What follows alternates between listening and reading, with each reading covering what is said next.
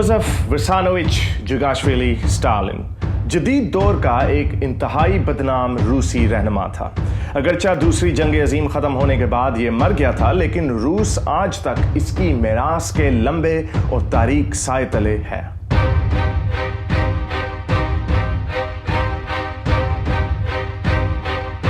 लेकिन आगे जाने से पहले अगर आपने अब तक इस चैनल को सब्सक्राइब नहीं किया तो कर लें, ताकि इस तरह की वीडियोस आप तक बर वक्त पहुंचती रहें। स्टालिन की इब्तदाई जिंदगी उन लोगों से मिलती जुलती है जिनके बारे में हम इस चैनल पर गुफ्तगू कर चुके हैं। स्टालिन 1878 में गोरी के एक गरीब घराने में पैदा हुआ, जो आजकल के जदीद जॉर्जिया का हिस्सा है। स्टालिन का बचपन बहुत अफसरदा था।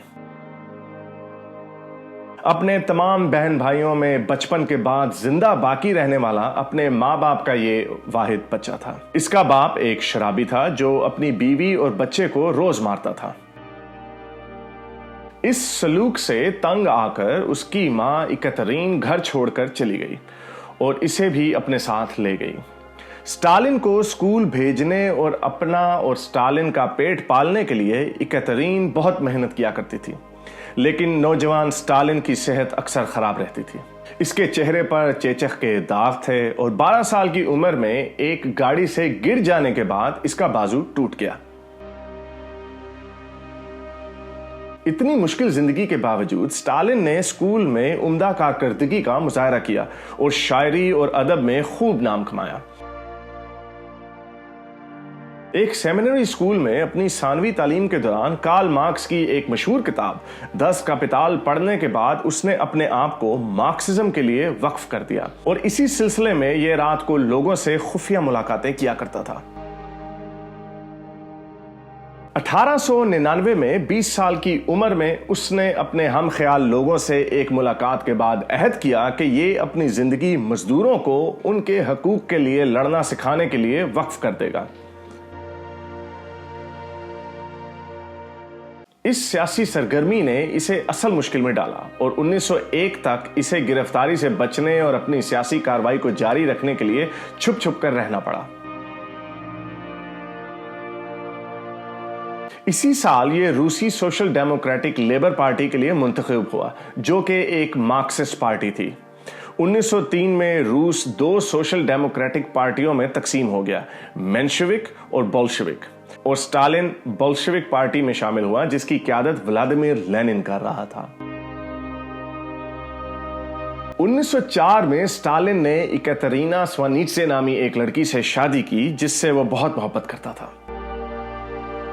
एक मुख्तसर अरसे तक उसकी जिंदगी काफी खुशगवार रही, लेकिन 3 साल बाद इकतरीना टाइफस से मर गई। इकतरीना की अचानक मौत ने जोसेफ को हिला कर रख दिया। इसकी तदफीन के मौके पर उसके एक करीबी दोस्त ने उसे ये बुड़बड़ाते हुए सुना। वो कह रहा था कि इस लड़की ने मेरा पत्थर सा दिल पिघला दिया। वो मर गई और उसके साथ साथ इंसानियत के लिए मेरे दिल में जो आखिरी नरम जज्बात मौजूद थे वो भी मर गए। स्टालिन ने अपने बेटे याकोव के बारे में कुछ नहीं सोचा और अपनी सियासी सरगर्मियां जारी रखीं और याकोव को खानदान के दूसरे अफराद के साथ रहने के लिए भेज दिया गया।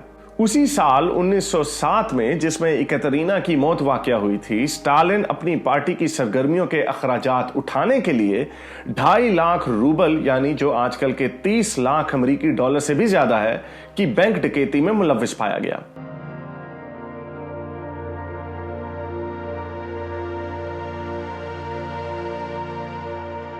ये उन तमाम गैर कानूनी इमदादी सरगर्मियों में से एक थी जो स्टालिन अपनी सियासी जमात की कार्रवाइयों को जारी रखने के लिए किया करता था।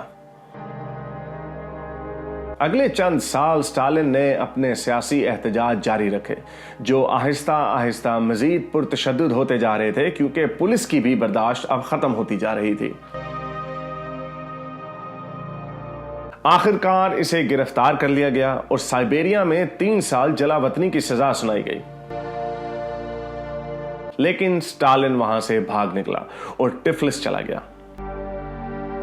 इसके बाद स्टालिन के तरीक़ेकार में एक मखसूस अंदाज नजर आने लगा वो गिरफ्तार होता और फिर उसे इनकलाबी सरगर्मियों पर सजा मिलती, जिससे वो किसी न किसी तरह बच निकलता।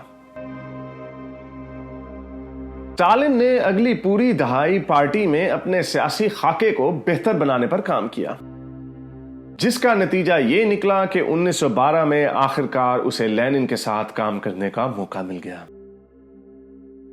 1913 में स्टालिन ने रूसी अखबार प्रावडा कायम किया, जो आज भी रूस के मशहूर बुनियादी अखबारात में से एक है। बदकिस्मती से इस अखबार की तश्कील के फौरन बाद स्टालिन पुलिस के बोल्शेविक लोगों की छानबीन की एक अचानक कार्रवाई में फिर से पकड़ा गया और इसे 4 साल के लिए साइबेरिया में जलावतन कर दिया गया, मगर इस दफा वो वहां से फरार ना हो सका।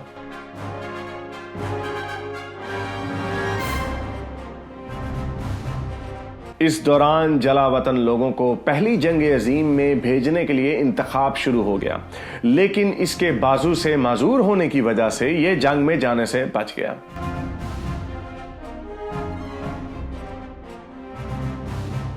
– 1917 में जलावतनी की जिंदगी गुजारकर स्टालिन वतन वापस आ गया। स्टालिन की जलावतनी के अरसे के दौरान बहुत कुछ हुआ। सेंट पीटर्सबर्ग अब पेट्रोग्राड बन चुका था, जार निकोलस दोम का खात्मा हो चुका था और रूस एक आर्जी हुकूमत, जिसे प्रोविंशियल गवर्नमेंट कहा जा रहा था, उस पर चल रहा था। मार्च में पेट्रोग्राड पहुंचने की वजह से स्टालिन फरवरी इनकलाब नहीं देख पाया था, लेकिन उसने बिना वक्त जाया किए वहीं से सब कुछ शुरू किया जहां वो छोड़कर गया था। इसने एक बार फिर प्रावडा अखबार का इंतजाम संभाल लिया और खुद को बोल्शेविक पार्टी और काउंसिल में दोबारा मुस्तहकम करना शुरू कर दिया, जिसकी क़यादत अब लेनिन खुद कर रहा था। इसी साल जुलाई में बोल्शेविकों के खिलाफ पूरे शहर में छापे पड़ना शुरू हो गए। इन छापों से लेनिन को बचाने के लिए इसने लेनिन को पेट्रोग्राड से बाहर स्मगल करवा दिया। लेनिन के पेट्रोग्राड से बाहिफाजत बाहर जाने के बाद जब तक अक्टूबर में लेनिन वापस नहीं आ गया, तब तक स्टालिन ने इस मौके का भरपूर फायदा उठाते हुए बोल्शेविकों के कायद की हैसियत से काम करना शुरू कर दिया।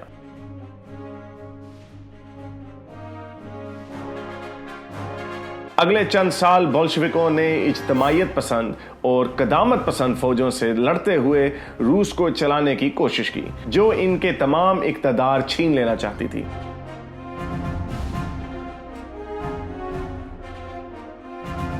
स्टालिन को जनूबी रूस में खुराक की खरीदारी के लिए भेजा गया। चूंकि स्टालिन लड़ाई के असूल नहीं जानता था, इसके नतीजे में इसकी जमात को एक भारी नफरी का नुकसान उठाना पड़ा।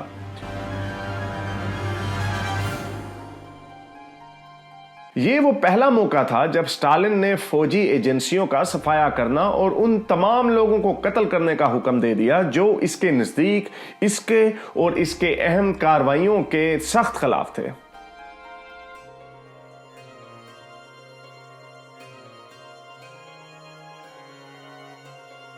रूस में बदअमनी 1922 तक जारी रही। लेनिन को फालिज का शदीद दौरा पड़ा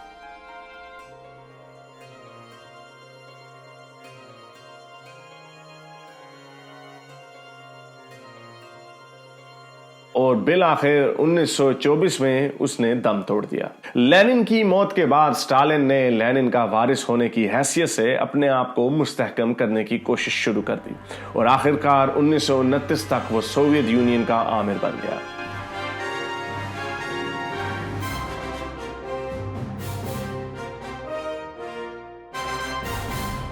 स्टालिन चूंकि एक तवील अरसे से इस चीज का ख्वाहिशमंद था, इसलिए इस ओहदे की क़यादत संभालते ही उसने बगैर वक्त जाया किए रूस को बेहतर और मजबूत बनाने के लिए काम करना शुरू कर दिया।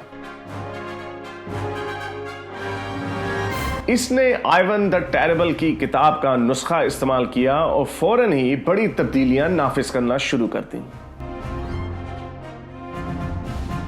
लेनिन जिस इश्तराकियत के साथ चल रहा था, उसे आगे बढ़ते हुए स्टालिन ने फौरी तौर पर रूस को सनतकारी की तरफ ले जाना शुरू कर दिया।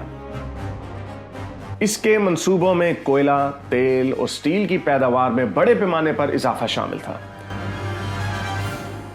किसी भी मैनेजर की तरह जो कि फौरी नताइज चाहता है, इसने भी कामों को जल्द से जल्द मुकम्मल करने के लिए नामुमकिन अहदाफ मुकर्रर करना शुरू कर दिया, और जो भी इसके रास्ते में रुकावट डालता, ये उसके साथ बड़ी बेरहमी से पेश आता, उसे गद्दार करार दिया जाता और सियासी इख्तलाफ राय रखने के जुर्म में कैद कर दिया जाता, या फिर रियासत का दुश्मन करार देकर कत्ल भी कर दिया जाता था।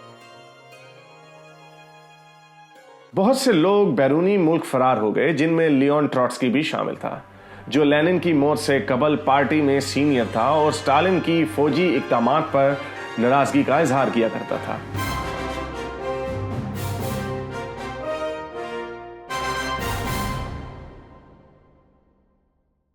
स्टालिन ने इसको भी मेक्सिको में 1940 में मरवा दिया। स्टालिन के मंसूबों में खेती बाड़ी की इज्तमायत भी शामिल थी, जिससे छोटे जमींदार और काश्तकार बहुत मुश्तइल थे, क्योंकि इससे उनकी रोजी रोटी छिन रही थी। इसकी पॉलिसी पिछली बोल्शेविक खेती बाड़ी की पॉलिसी से बिल्कुल उल्टी थी, क्योंकि उसमें किसानों को जमीन वापस कर दी गई थी। एक बार फिर रूसी शहरियों को अपनी जमीन पर खुद काम करने वाले मजदूर की बजाय फिर से गुलाम, जिसे सर्फ कहा जाता था, बना दिया गया। यह स्टालिन की बदकिस्मती थी कि बाहर से लोगों से जबरदस्ती मजदूरी करवाना गुलामी के मुतरादिफ नजर आता था, और लोगों से इज्तमाई लश्करों में जबरदस्ती काम करवाना कैद खाने जैसे लगता था। साबका किसानों की नाराजगी की वजह से पैदावार मुतवक्का सतह तक नहीं पहुंच सकी। किसानों ने अपने मवेशी ज़िबा और ज़ख़ीरा अंदोज़ी करना शुरू कर दी, जिसकी वजह से बड़े पैमाने पर कहर पड़ गया। रूसी क़यादत की लड़ाई बार बार एक ही चीज के गिर्द घूमती रहती है, और स्टालिन की हुकूमत भी 1932 में आइवन द टेरेबल के दौर में पड़ने वाले जबरदस्त कहत की याद दिलाती है। फर्क सिर्फ इतना था कि इस बार कहत साली की वजह स्टालिन की सनतकारी और बुनियादी ग़िज़ाई अजनास की पैदावार पर इसरार था, ना कि कुदरती कहत। स्टालिन ने खुराक की किल्लत को हथियार बनाकर लोगों को काबू करने के लिए इस्तेमाल करना शुरू कर दिया, और इस बात को यकीनी बनाया कि जो लोग इसके कम्युनिस्ट एजेंडे को नहीं मानते, अनाज की तकसीम के वक्त उनकी बारी आने पर उन्हें अनाज ना दिया जाए। अगरचे स्टालिन खुद लोगों को नहीं मार रहा था, लेकिन उसकी पॉलिसियों की वजह से लोगों को खाना मिलना बंद हो गया था, जिसकी वजह से वो वैसे ही मर रहे थे, और उनकी इन अमवात का जिम्मेदार सिर्फ स्टालिन था। आइवन द टेरेबल से एक और सबक सीखते हुए 1936 में स्टालिन ने भी कत्लेआम की एक सख्त मुहिम शुरू कर दी, जिसे द ग्रेट पर्ज के नाम से जाना जाता है। इसमें इसने कम्युनिस्ट जमात के मुखालफिन का सफाया करना शुरू कर दिया।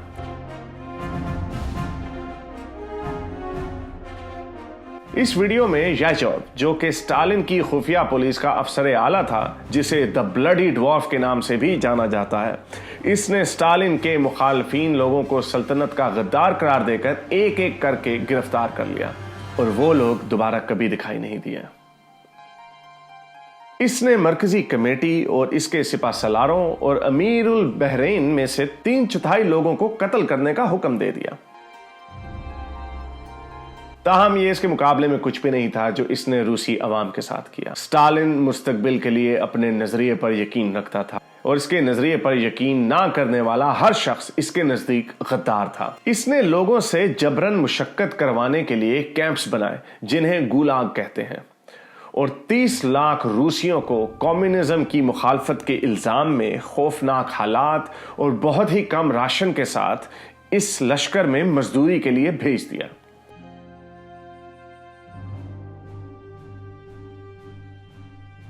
मजीद 7.5 लाख रूसियों को भी रियासत के खिलाफ मुबैना जराइम के लिए फांसी दी गई। दूसरी जंग अजीम के खतरे का इजहार करने वाले शुरुआती लोगों में स्टालिन भी शामिल था। 1939 में इत्तेहादियों को जर्मनों के खिलाफ अपना साथ देने की हौसला अफजाई करने में नाकाम रहने के बाद इसने हिटलर के साथ जारियत ना करने का एक मुआहदा तय कर लिया, जिसे मोलोटोव-रिबेनट्रॉप पैक्ट कहा जाता है, जिसकी वजह से हिटलर को पोलैंड पर हमला करने का मौका मिला और तनाज़ा शुरू हो गया। आइवन द टेरेबल का सच्चा शागिर्द होने के नाते स्टालिन ने इस मौके को पड़ोसी इलाकों बशमूल लिथुआनिया, लैटविया और रोमानिया के कुछ हिस्सों में शमूलियत का आगाज करने के तौर पर इस्तेमाल किया।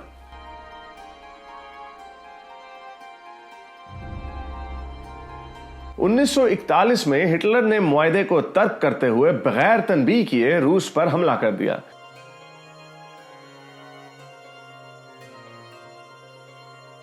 कुछ दिफा हासिल करने के बाद स्टालिन ने खित्ते में अमन कायम करने के लिए बातचीत के लिए दीगर इत्तेहादी ताकतों से मुलाकातें शुरू कर दी।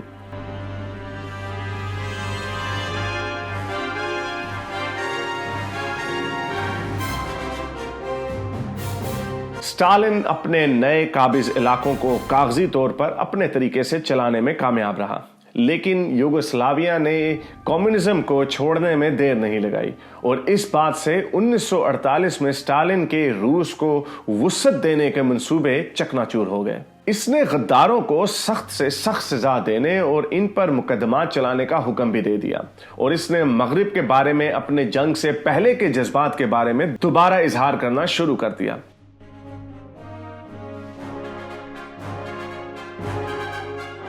जंग के बाद और 1952 में अपनी मौत तक स्टालिन ने रूसी अवाम के साथ अपनी नाकाबिले तलाफी हरकतें जारी रखी।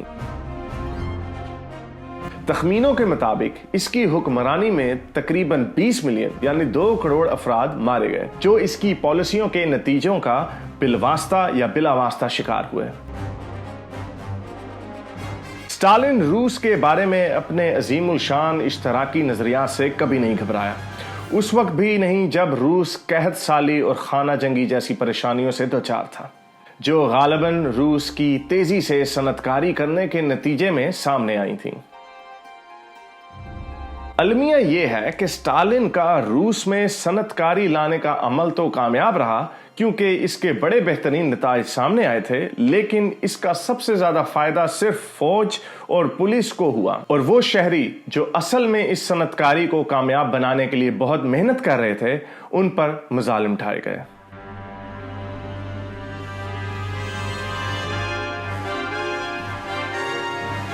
अगरचा तारीखदान इस बात के भी दलाइल देते हैं कि रूस ने बिलाखिर सनतकारी की तरफ जाना ही था, लेकिन स्टालिन की हुक्मरानी के बाद पैदा होने वाली नाउमीदी का जिम्मेदार इसके अलावा और कोई नहीं है।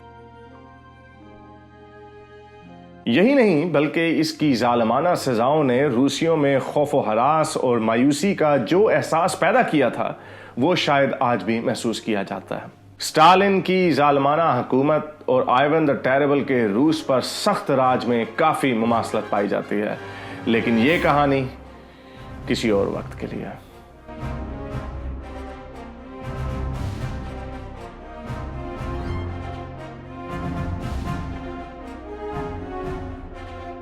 अगर आपको ये वीडियो पसंद आई और आप चाहते हैं कि मैं इस तरह की मज़ीद वीडियोस बनाता रहूं, तो मुझे पेपैल या पेट्रियन पर ज़रूर सपोर्ट कीजिए।